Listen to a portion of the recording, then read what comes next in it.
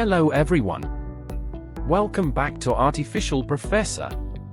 In today's video, we'll be showing you how to change the background color of your Instagram stories. So let's get started.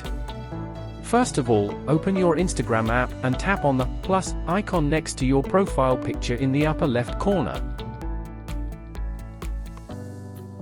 Now click a picture from your camera to just add any picture from your gallery.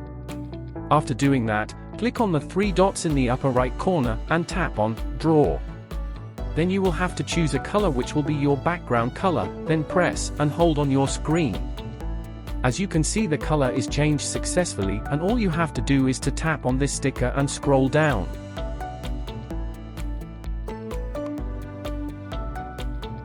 Tap on this button to add your new picture which you want to post as your story.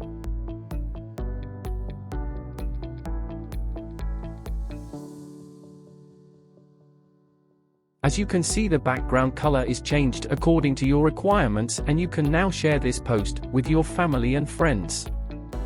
That's all for today's video, and if you found this tutorial helpful, give us a thumbs up and subscribe for more useful guides.